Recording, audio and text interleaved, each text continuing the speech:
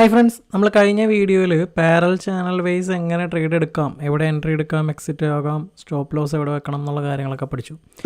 ഇനി പാരൽ ചാനലിലെ ബ്രേക്ക് ഔട്ടിൽ എങ്ങനെ എൻട്രി എടുക്കാം, എക്സിറ്റ് ആവാം എന്നുള്ള കാര്യങ്ങൾ നോക്കാം. ഈ ബ്രേക്ക് ഔട്ട് എന്ന് പറഞ്ഞു കഴിഞ്ഞാൽ നിലവിലുള്ള ട്രെൻഡിനെ ബ്രേക്ക് ചെയ്തുകൊണ്ട് പുതിയൊരു മൂവ്മെൻറ്റ് മാർക്കറ്റിൽ ഉണ്ടാകുന്നതിനെയാണ്. നമുക്കിവിടെ നോക്കിക്കഴിഞ്ഞാൽ ഇവിടെ ഒരു ഡൗൺ ട്രെൻഡ് ആയിരുന്നു. ആ ട്രെൻഡിനെ ബ്രേക്ക് ചെയ്തുകൊണ്ട് ഈ ഒരു ക്യാൻഡിൽ ക്ലോസ് ആയി. അതിനുശേഷം വലിയൊരു മൂവ്മെൻറ്റ് നമുക്ക് കിട്ടി. പിന്നീട് ഒരു ട്രെൻഡ് റിവേഴ്സലുണ്ടായി ഒരു അപ്പ് ട്രെൻഡിലേക്ക് മാർക്കറ്റ് മൂവ് ആയതായിട്ട് നമുക്ക് കാണാൻ പറ്റും.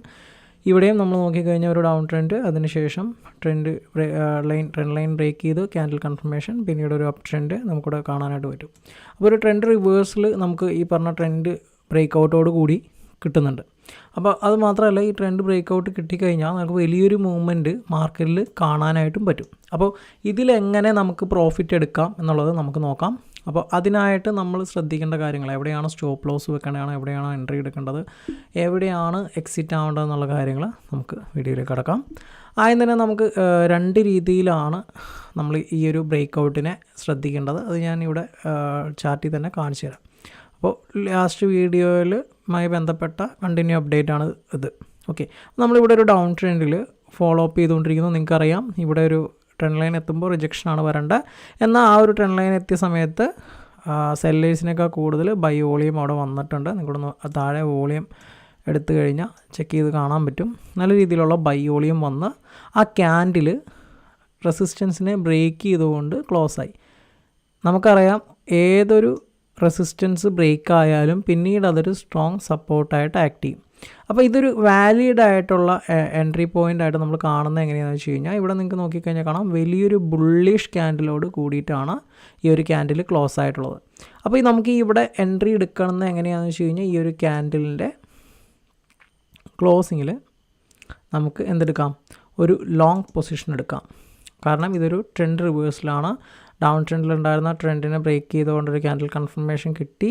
നമുക്കിവിടെ എന്ത് ചെയ്യാം, ഇവിടെ ഒരു എൻട്രി, ഒരു ലോങ് പൊസിഷൻ എടുക്കാം. നമ്മളിവിടെ നിന്നൊരു ലോങ് പൊസിഷൻ എടുക്കുന്നു. അതിൻ്റെ സ്റ്റോപ്പ് ലോസ് എവിടെയാണ് വെക്കേണ്ടത്, ആ ഒരു ക്യാൻഡിലിൻ്റെ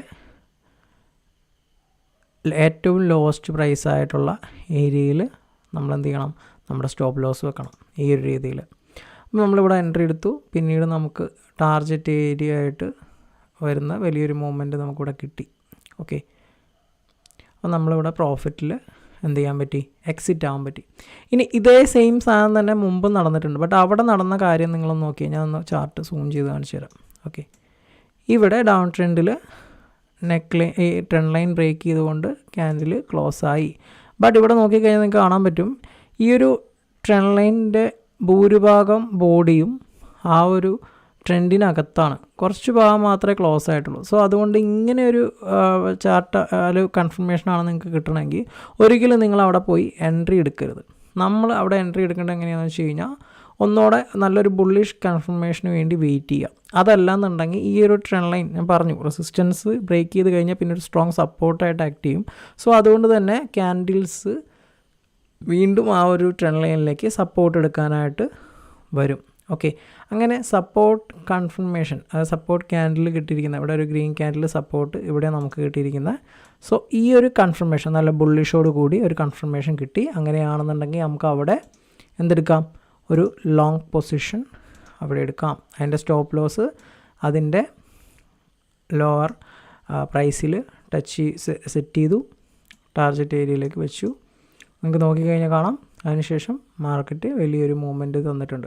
ഓരോ പ്രാവശ്യവും നമ്മളുടെ ട്രെൻഡ് ലൈൻ ബ്രേക്ക് ചെയ്ത്, അതായത് നമ്മുടെ റെസിസ്റ്റൻസ് ബ്രേക്ക് ചെയ്യുന്ന സമയത്തൊക്കെ തന്നെ വലിയൊരു മൂവ്മെൻറ്റ് അതിനുശേഷം മാർക്കറ്റിൽ നമുക്ക് കാണാനായിട്ട് പറ്റും. ഇത് തന്നെ നിങ്ങൾക്ക് എന്ത് ചെയ്യാം, ഷോർട്ട് പൊസിഷനിലേക്കും ചെയ്യാനായിട്ട് പറ്റും. ഞാനതിൽ നമുക്ക് ചാർട്ടിൽ കാണിച്ചു തരാം. ഓക്കെ, ഇവിടെ നിങ്ങൾ നോക്കിക്കഴിഞ്ഞാൽ നിങ്ങൾക്ക് കാണാം, ഇവിടെ നമ്മളൊരു ഡൗൺ ട്രെൻഡിലാണ് മൂവ് ആയിക്കൊണ്ടിരുന്നത് അല്ലേ. ഇവിടെ ഒരു ഡൗൺ ട്രെൻഡിലാണ് മൂവ് ആയിക്കൊണ്ടിരുന്നത്. ഓക്കെ,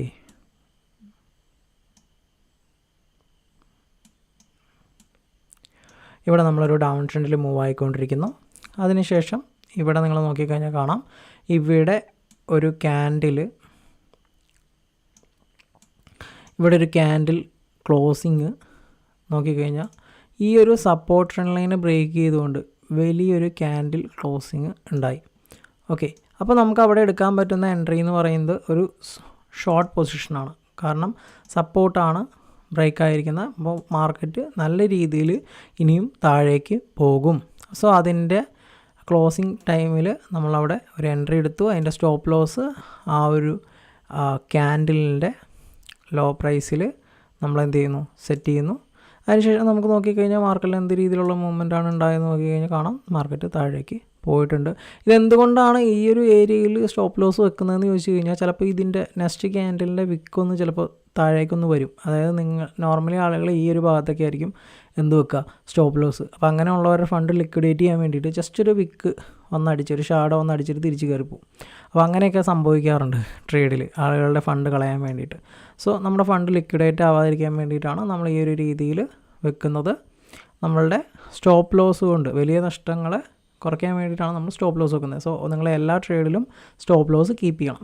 അപ്പോൾ നമുക്ക് ട്രെൻഡ് ലൈൻ ബേസ് ചെയ്ത് ഈ പറഞ്ഞ ഒരു ബ്രേക്ക് ഔട്ടിൽ അതിപ്പോൾ സപ്പോർട്ട് ബ്രേക്ക് ആയാലും നമ്മുടെ റെസിസ്റ്റൻസ് ബ്രേക്ക് ആയാലും വലിയൊരു മൂവ്മെൻറ്റ് കിട്ടുമെന്നും അവിടെ എങ്ങനെ എൻട്രി എടുക്കണമെന്നും എവിടെ എക്സിറ്റ് ആവണമെന്നും എവിടെയാണ് സ്റ്റോപ്പ് ലോസ് വെക്കേണ്ടതെന്നുള്ള കാര്യങ്ങളും വ്യക്തമായെന്ന് വിചാരിക്കുന്നു.